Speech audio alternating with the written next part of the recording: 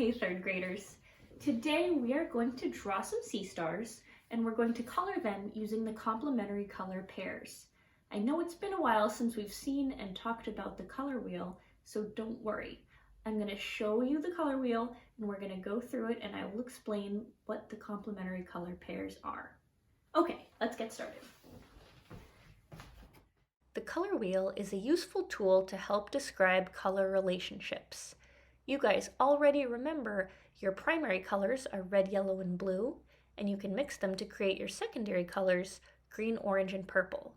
The complementary colors are the colors that are directly across from each other on the color wheel. So red is directly across from green, so red and green are complements. So are blue and orange, and purple and yellow. Artists and designers like to use complementary colors in designs because they tend to look very eye-catching. Hey third graders. So you can see on my example that I have my complementary color pairs of red and green, blue and orange, and yellow and purple. I'm going to start a fresh one with you and go over how to draw a sea star and then how to divide up your paper and color it using your complementary pairs. So my advice for getting the basic shape of a sea star correct is to draw a dot just so that you know where the center of the sea star is going to be. And from that dot, you're going to draw 5 lines radiating outward. And sometimes I know it's kind of tricky to figure out what angle they should be at or how big they should be. So I sort of think of it as like I'm drawing a stick figure. There's the head. There's the arms. There's the legs. And then you just draw around those lines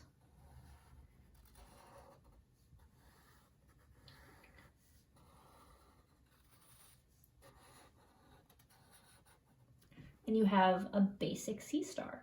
Now, if you're feeling spicy, you can add other details like little spikes or little dots, just to make your sea star more interesting. I don't want you to worry too much about making it look realistic because I want our focus to be on using complementary colors. So I know my example had a lot of sea stars on it. You don't have to draw that many. Mainly what I want to make sure of is that you have something drawn on the left, in the middle, and on the right, because we're going to be splitting it up into 3. And if you don't have anything, say, over here, well, there's not going to be much to color with your complementary colors. So I don't really care how many you draw, as long as you have most of the paper covered. You could take care of it just by drawing one really big sea star if you want. I'm going to draw a few more spikes, and then I'm going to go on, and maybe I'll make just a really giant sea star on the right-hand side. Another thing you can do, if you're worried that you don't have enough going on, is you can just draw parts of a sea star. So let me draw one over here, and then I'll draw a few parts along the edges. So there's my dot for the middle. And your lines don't always have to be straight.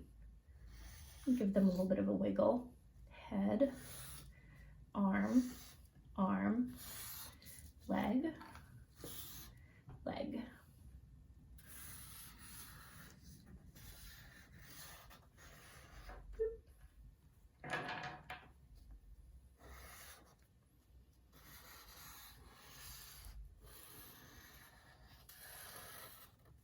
Maybe for this one, just give it kind of a wavy outline instead of spikes.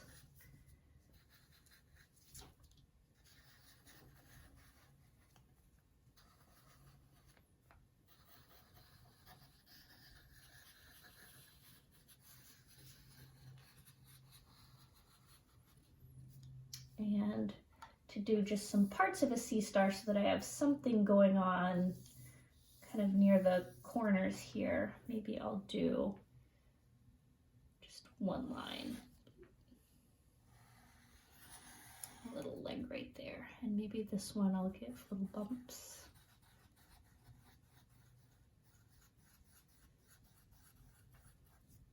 Maybe like dashed lines go around here. And I could do maybe 2 lines here.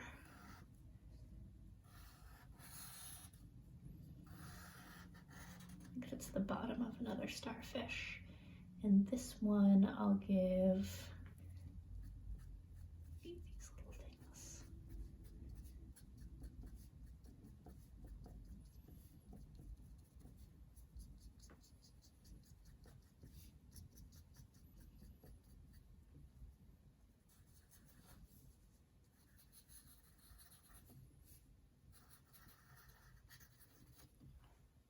Okay, so I've got something going on pretty much all over the place.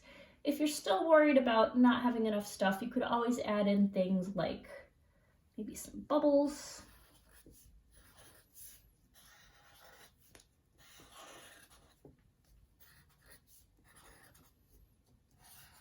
You could draw some little curvy lines to make like the ocean current. Like that.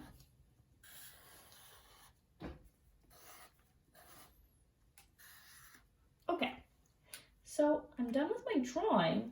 Now I'm going to divide it up into 3 parts.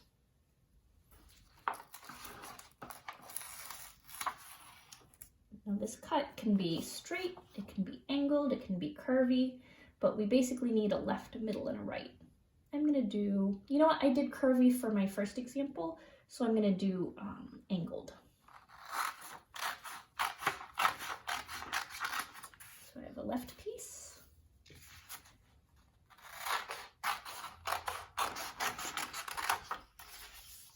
a right piece, and a middle piece. Okay, so now all I have to do is decide which is the red-green, which is the blue-orange, which is the purple-yellow. I think I'll do red-green here, and I think I want a red background. So I'm just going to make a little mark in the background, and green starfish. And for this one in the middle, I want orange starfish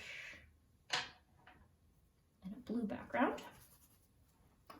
And for the last one, I want purple starfish and a yellow background. And I did that just so that if it takes me a while to color it, I don't forget what I was planning on doing. So I'm going to start coloring. You guys can use whatever materials you have on hand. My first example used watercolor, but this is going to be all crayon. And as soon as I'm done, we're going to just glue this onto a background paper. Okay.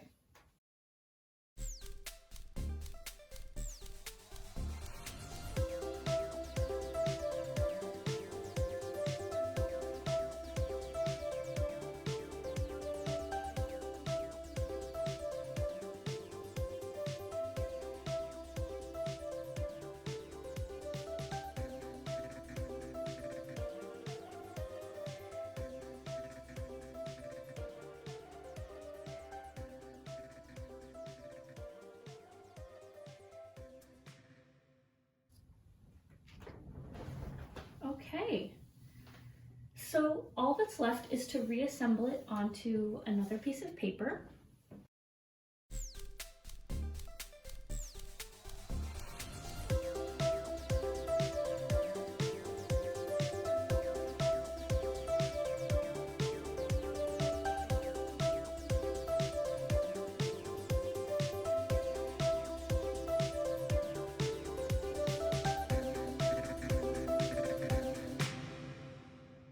That's it.